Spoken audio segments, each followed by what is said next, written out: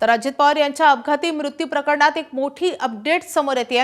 आमदार रोहित पवार आणि आमदार अमोल मिटकरी हे डीजीसीएच्या विरोधात मरीन ड्राइव्ह पोलीस स्थानकात गुन्हा नोंद करण्याच्या तयारीत असल्याचं समजतं आहे।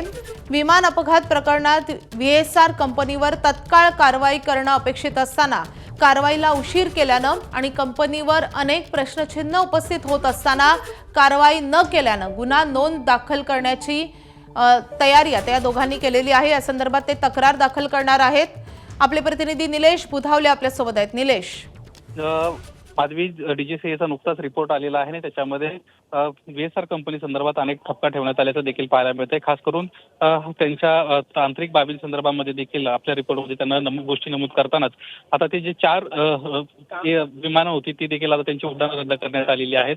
एकंदरीतच रोहित पवारांचं आपण पाहिलं तर सुरुवातीपासूनच या संपूर्ण प्रकरणी व्हीएसआर कंपनीवर कारवाईची मागणी जी आहे ते सातत्यानं ते करत होते आणि डीजीसीए इथं कुठेतरी कमी पडली अशा पद्धतीची भूमिका घेत आता आमदार रोहित पवार आणि आमदार Amol Mitkari Marine Drive police स्थानकामध्ये थोड्या वेळात जातील आणि त्या ठिकाणी गुन्हा दाखल करण्यासंदर्भामध्ये मागणी करणार असल्याची देखील आपल्याला पाहायला मिळते।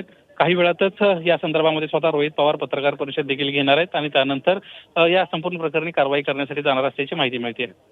नक्कीच आता रोहित पवार आणि अमोल मिटकरींची या संदर्भात काय भूमिका आहे हे सविस्तररित्या काही वेळातच आणखी समोर येऊ शकतं। धन्यवाद निलेश या सगळ्या सविस्तर माहितीसाठी।